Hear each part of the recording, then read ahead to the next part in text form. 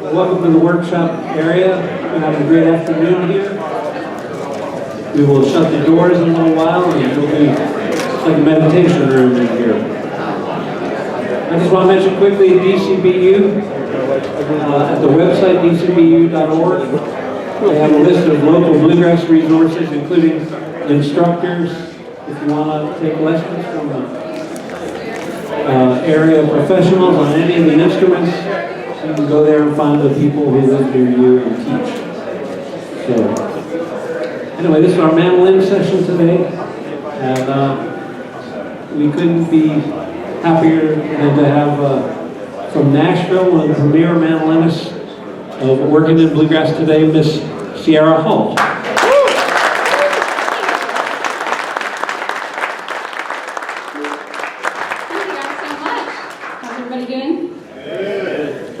So far, I assume. Well, this is the mandolin workshop, and so I assume many of you play mandolin.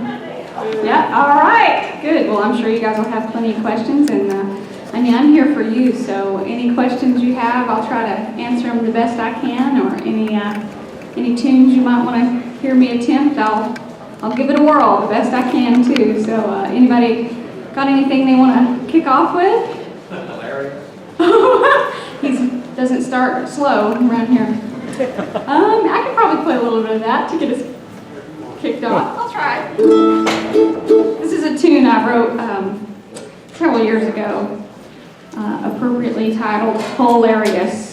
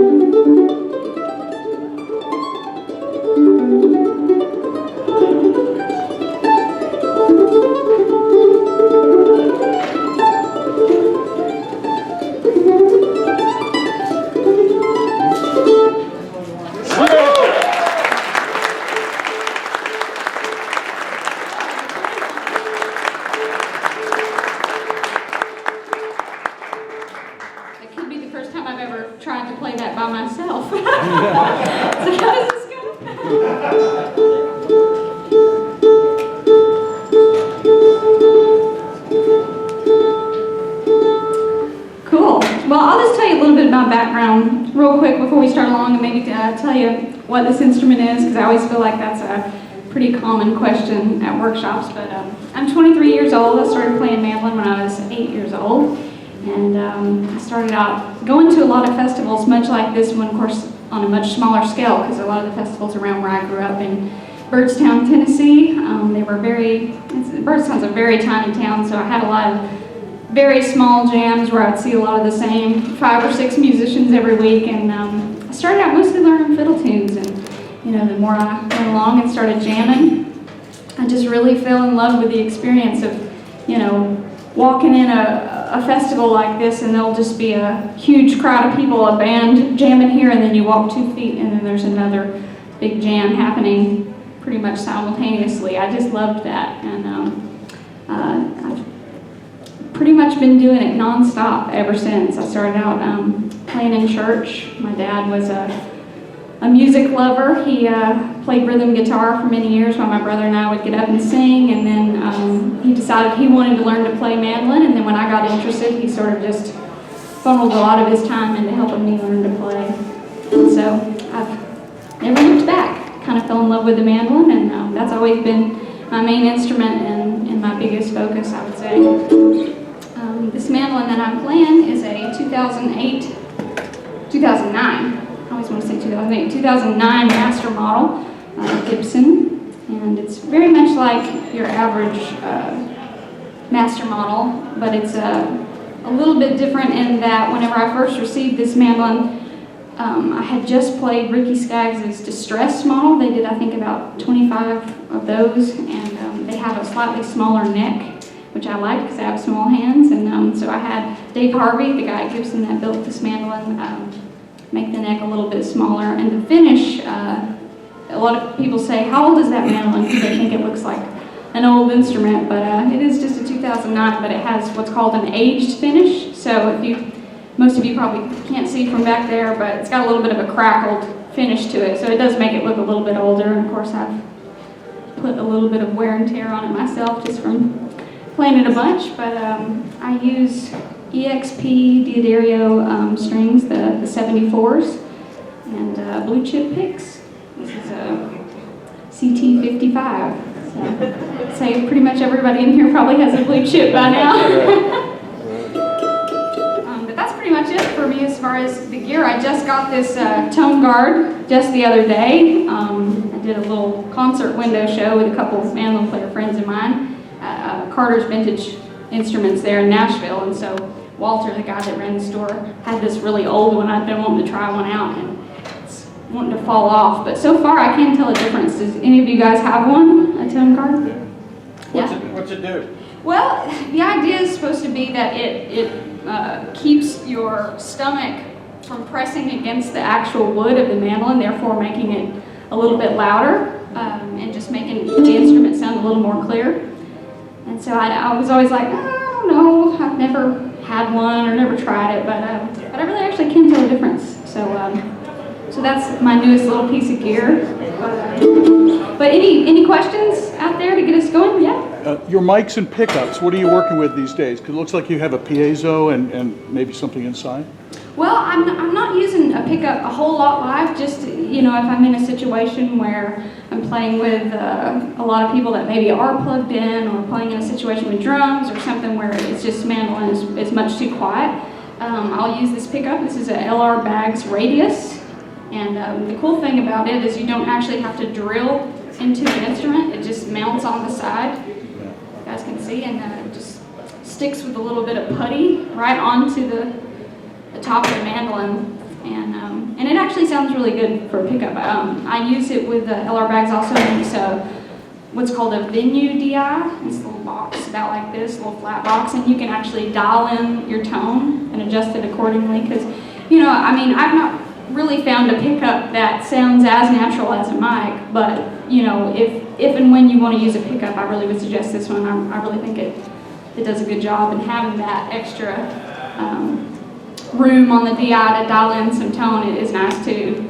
As far as microphones, I've been using an Audio-Technica clip-on mic. It's got a little gooseneck, and it'll just clip right here and just kind of mounts like that. A lot of people think, they've asked me if they've seen me play, because sometimes I'll have the wired mic.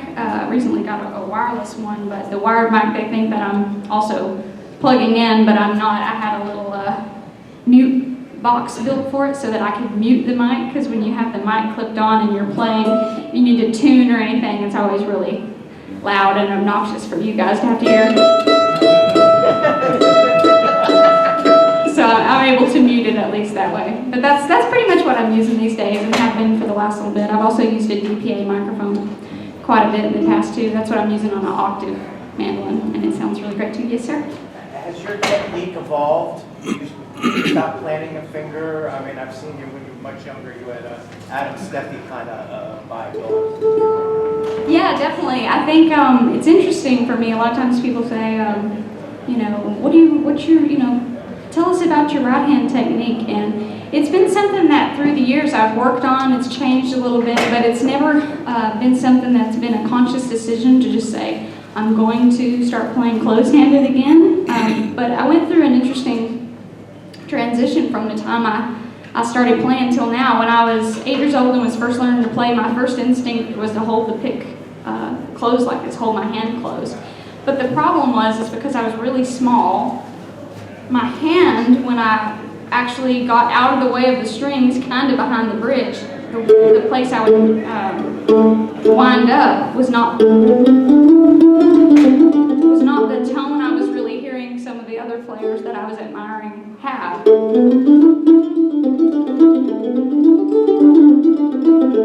And so then from there, about probably a year after I started playing mandolin, I got some lessons from one of the best local mandolin players around, and he planted 2 fingers, and he was a great player, and he played like way up here though, so his tone, instead of being a little bit more rugged back here, was really sweet and mellow. So I went from doing that, trying to plant 2 fingers, to I became a big fan of Adam Steffi around that time,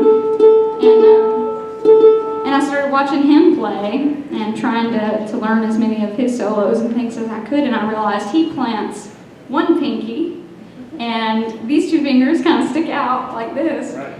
But the problem is Adam's a really big guy, and he has way bigger hands than I do, so when I would plant a pinky, and I wanted to try to just leave it the way he does, by the time I got to the G string, if I was really stretching for it, my whole pick would just be pointing up towards me. It just didn't really work.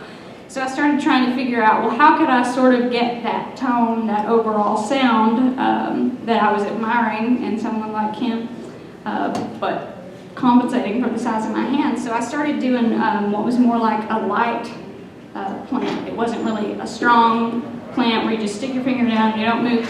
It became more of a floating kind of thing where I allowed myself, if I came down to the E string, my pinky would come down in its positioning a little bit, or if I came up to the G string, it would come up. So, and somewhere in there too, rather than being way up here, tonally, I sort of found somewhere in the middle. So it was more of had a little bit more of a hop. But what I found is when I wrote this tune called Bombshell, and when I started working on trying to play that tune and some other things up to speed, I would find that anything that had very much cross-picking or string jumping, for instance, if I was on the D string and I would go to the E string, or, you know, instead of, like a lot of Adam's solos are very, you know, driving 8th notes, kind of. He does occasionally jump from, say, G to A, but not as much as maybe somebody like Chris Thiele if I was learning a tune like.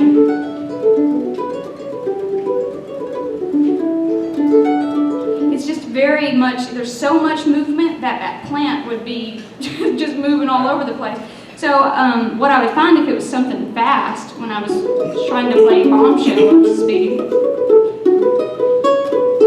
there's a lot of, trying to do that fast, my whole arm would just feel like it was about to fall off by the time I'd be done, you know, playing. So I started thinking, man, I've got to find a way that I can just relax a little bit more. So I started as I would watch Chris Thule play, or a lot of different players. I mean, you can watch somebody like Ronnie McCurry, he's so chill, can play 1,000 miles an hour, but very just comfortable and chill with his right hand the whole time. So that's where I started messing around a little bit more with playing close-handed, and I think for me at this point in my playing, and of course who knows where I'll be with it in 5 or 10 years, I think, you always end up adjusting to where you are in the moment and what's pleasing to you in that moment. But for me right now, I mostly play with more of a closed hand position. You got great touch. Well, thank you. I appreciate that. It's a little bit softer of a touch. Now, maybe if I want to play something really bluegrassy, you can hear the difference. I mean, it's very subtle. But hey, we're all mandolin nerds in here. This is why we're here to talk about this, I guess.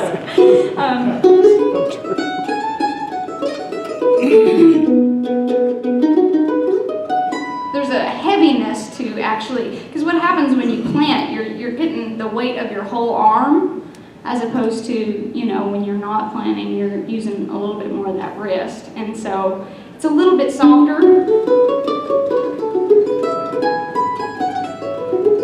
But I've gotten sort of used to that sound and just try to work on, making that particular technique work for the biggest bulk of what I'm trying to accomplish when I play mandolin. But, I think it just sort of depends on what style you're going for. I mean, there's no way Sam Bush could sound like Sam Bush if he didn't plant. I feel like, that's part of his signature thing, is that really heavy, swingy sound that he gets, So, Thank you. I hope that answers your question. Yes, sir? I want to ask you about your songwriting. Is it all instrumental? Do you start with a chord progression or how do you do that? What's your process? Well, if I'm trying to work on writing instrumental music, honestly, it's just mostly if I'm just sitting around kind of noodling, working on something, and then I'll play a little phrase that seems cool to me in a moment, and I'll go, oh, that seems neat, and I might pull out my iPhone and record a little clip of it, and I may or may not finish it there. I may come back to it later. One of the few times that I've actually, though, wrote something that was based more on saying, okay, I'm going to set out to write something kind of in a certain period of time, was when I did write Bombshell.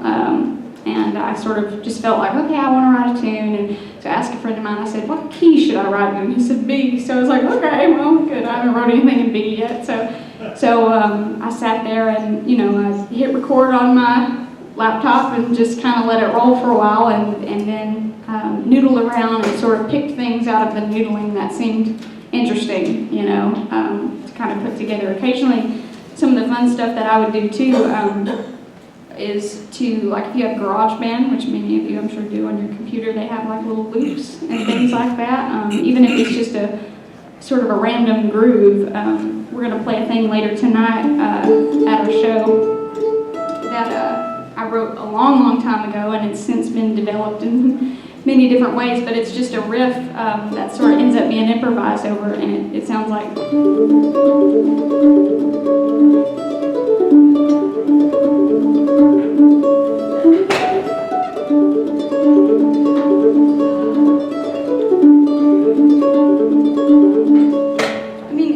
the main melody is dum ba-da-dum ba-dum dum ba-da-da-da-da-da. But that was written off of me just taking a random Congo loop off a GarageBand that was like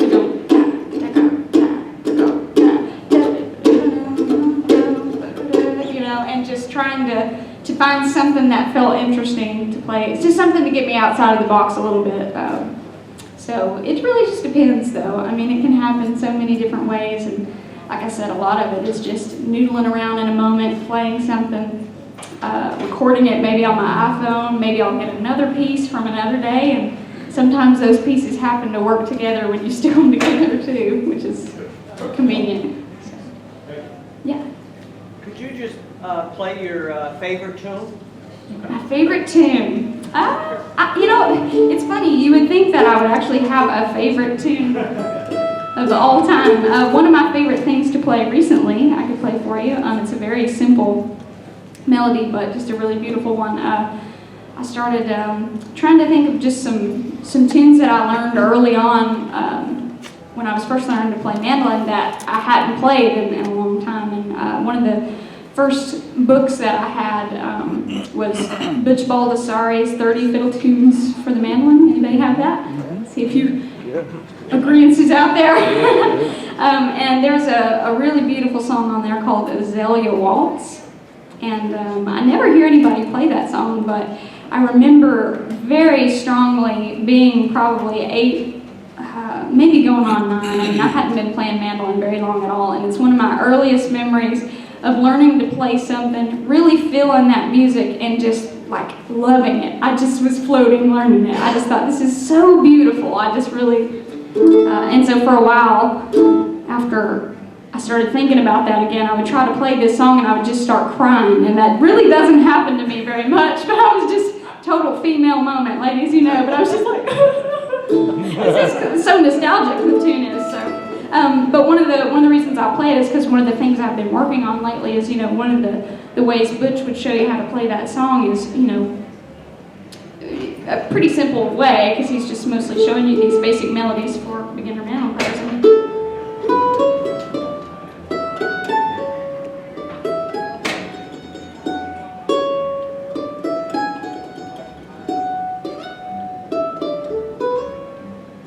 So he would be playing it sort of just single string like that. Well, I've been trying to work on playing solo even a little bit lately, and when you don't have anybody to accompany you, you don't hear the chords in that setting. You know, it's up to the listener to just kind of decide what they think is supposed to be behind that melody. And so I've been working on chord melodies is what they call it. So trying to incorporate the chord while you're playing the melody. So I'll try to play that for you. This is Azalea Waltz.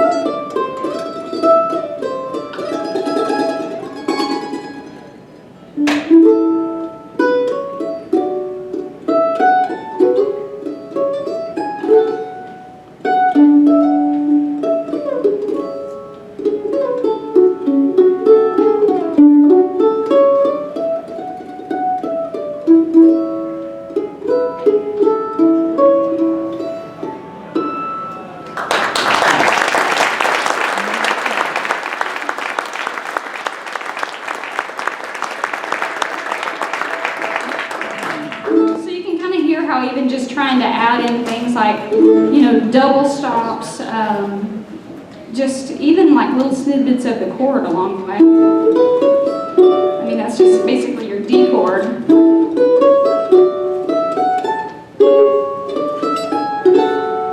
You can finally hear what that melody sounds like with just the mandolin rather than just da da da da do do do do. But you have,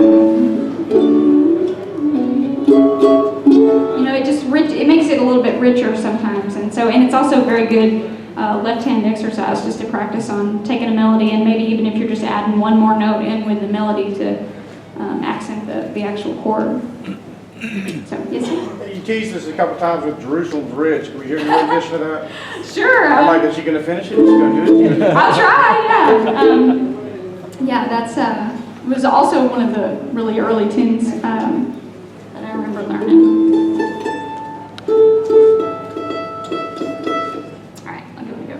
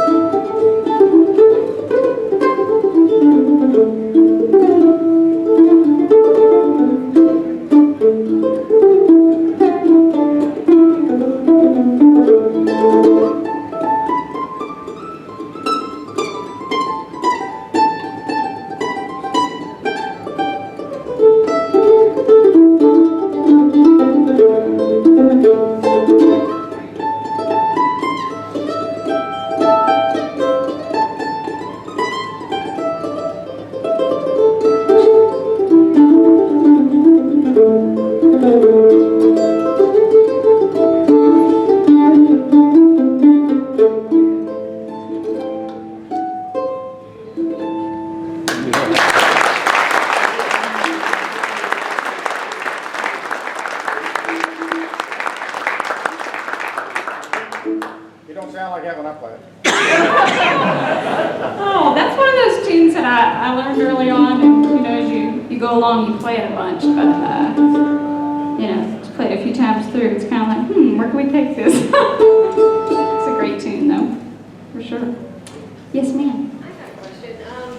I play both fiddle and mandolin, and I tend to play mandolin with my left hand from back pretty far, and some teachers have suggested that I try to physically move my thumb sort of more, against the hand rather than holding it back there. Have you thought So about you're that? talking about the placement, just of where your thumb it's should really be. hard when you're a fiddle player because you feel like the thumb is a much more fixed thing. I find a lot of people, whenever I've worked a little bit with different mandolin players, and sometimes the first reaction for people is to sort of take their whole hand and sort of stick it right onto the mandolin, and so your thumb's kind of coming over.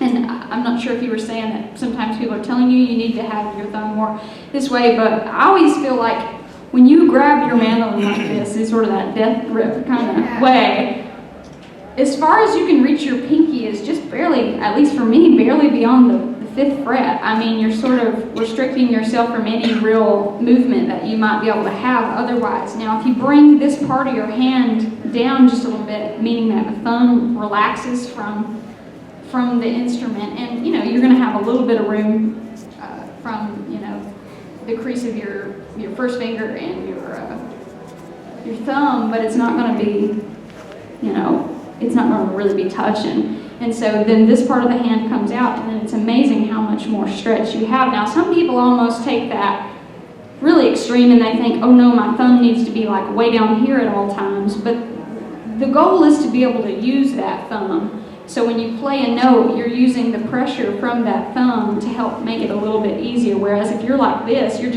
you're almost using the back of your hand to press to get any strength from, and then that sort of keeps you where you can't reach anything. So the idea is like to just, if you were to just shake out your left hand and sort of bring it up to the instrument in the most natural way possible and just very lightly turn. It's going to be at a little bit of an angle. It's not going to be completely straight up because the instrument isn't, you know.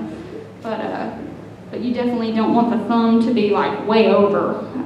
But it'll change a little bit from, you know, if you're on the E string, it will be a little bit more up. If you're on the G string, you know, you can make some small movements, but I don't think it should be extreme one way or the other. Yeah, and if you can get used to doing that, definitely. A lot of times, you know, I've tried to tell people, you know, try bringing your hand out, and they're just like, oh my gosh, now I can actually reach that note. You know, it can be really hard if you're sort of grabbing it too tightly. So, How was Prague, and do we expect anything Czech inspired on a future project? Prague was amazing. I got to go to the Czech Republic for a week back in December, and I didn't actually get the chance to collaborate with any Czech musicians, but they all play bluegrass. They do. It's amazing. There's so many bluegrass bands there. Apparently, there's more bluegrass as far as the overall population, which, you know, would be much smaller than here, but there's more people population-wise that play bluegrass than even here. So, I mean, we did get the chance to hear a local bluegrass band, and you know, they kicked off with Devil in Disguise, just slamming, and I was just like, oh my gosh, I just started laughing. I was like, this is awesome. And three of the five musicians couldn't even speak English, but they were singing. They love it so much they just heard it enough that they really have spent a lot of time like mimicking the sounds. It's pretty incredible, but I hope to go back, in which case maybe I'll get the chance to learn some traditional Czech music. It's pretty amazing. Yes? Did you study with John McGann? What sorts of things do you learn that were good that maybe you learned from? I did. I studied with John McGann. He's asking about my mandolin teacher. I went to Berklee College of Music for 2 years up in Boston, and was privileged enough to be there before the great John McGann passed away, and he's just an amazing mandolin player. And you know, the thing about him that was really inspiring is that he could so easily move between styles. I mean, he could play bluegrass. He knew as much about bluegrass as anybody that I had met, but also could play Celtic music, could play Django, gypsy jazz music. He could play classical tunes. I mean, he really knew what he was doing. And you know, for me, it was really inspiring to be around somebody like that. When I first went to Berklee, I had never studied music theory. I hadn't really studied music on a real traditional way, kind of like that. It had always been through going to festivals, learning tunes, you know, playing by ear. I'd never really tried to read music before, and so I was really intimidated going there, truly, because I just felt like, man, everybody's being really nice to me, and they're going to find out I don't know that much. I don't really know what I'm doing. I just can play the mandolin a little bit. And he was so great about, you know, because a lot of times as musicians, we sometimes don't give ourselves credit in the same sense of, like, you know, a lot of things when you're out jamming and you're learning something by ear, there may be things that you have absorbed, but you don't realize you have, or you don't know what to call it or how to put it into terms. And so it was always really encouraging to me, because he would be like, okay, you already know this, but you just don't know that you know it. And then there would be a lot of things that were completely new ideas that he could introduce. But from a theory level, he definitely helped me to get over that slump of like feeling so intimidated about some of the things that I was wanting to learn and work on. So yeah, it was really just inspirational being around somebody like that, and just such a nice guy, always in good spirits. So I'm going to play a little Celtic thing tonight that it's kind of a set of tunes that I learned from John. So, what else? How about some Celtic right now? Let's see.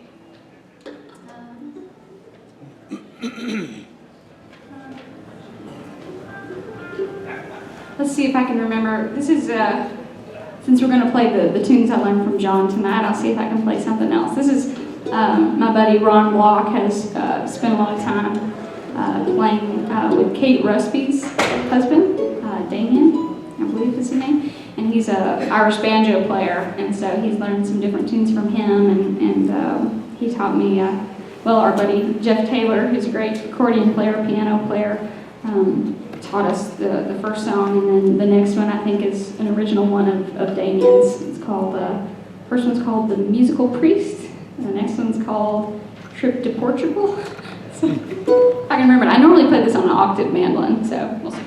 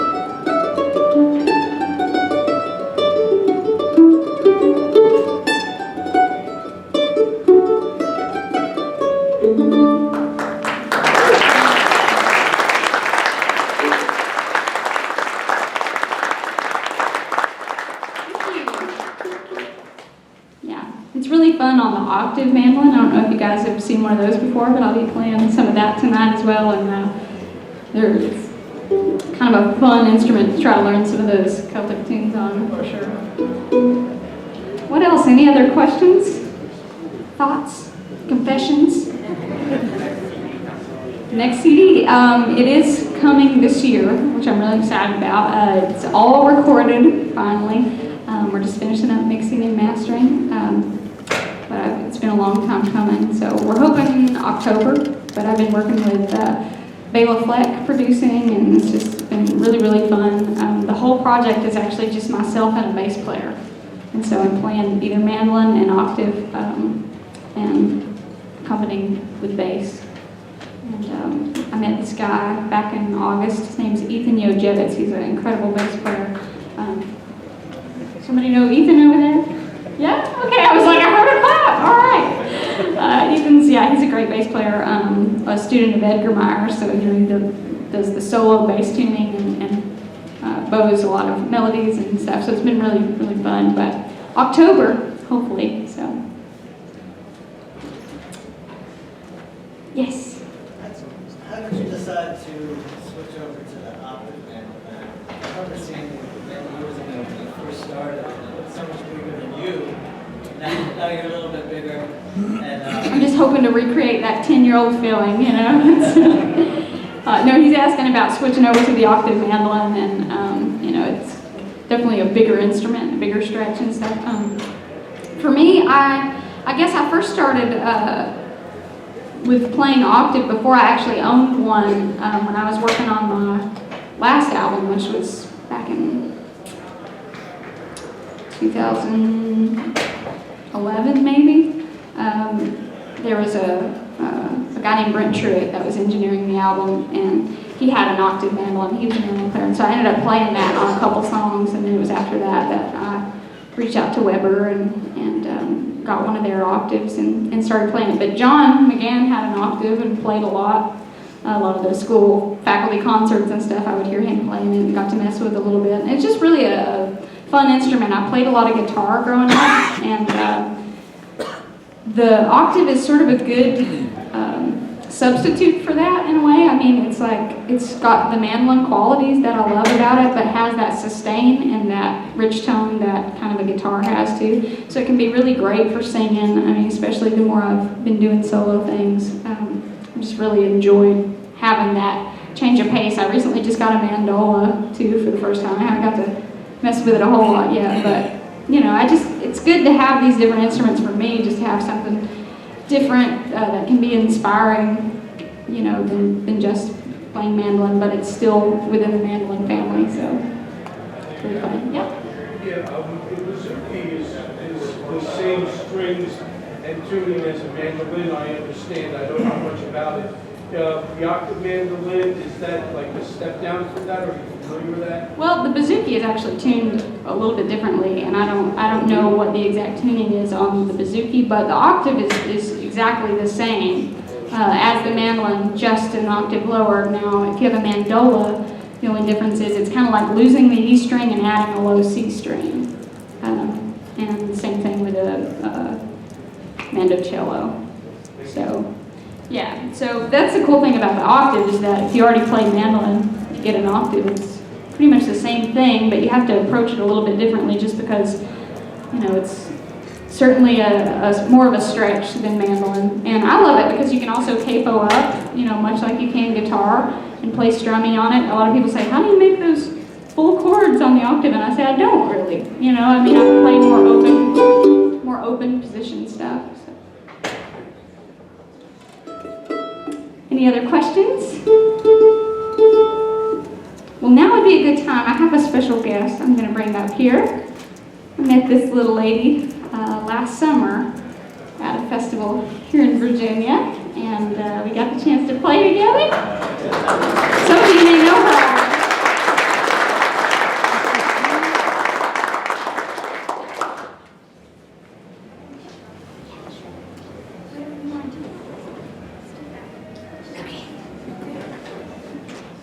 This is Claire Brown, by the way, guys. To the west.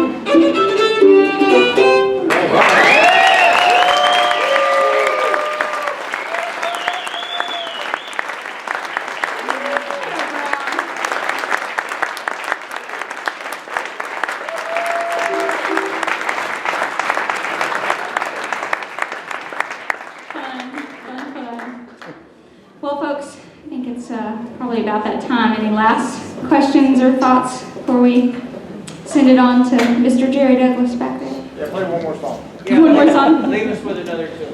All right. What should it be? I'll play that one tonight. Oh, well, okay. That one. Man, you guys making me work. Like a catalog, you know? I have such a small catalog of songs, and you people, you guys know what's up. All right, I'll see if I'll just play a short little version of it. But thanks again, and look forward to playing for you guys tonight.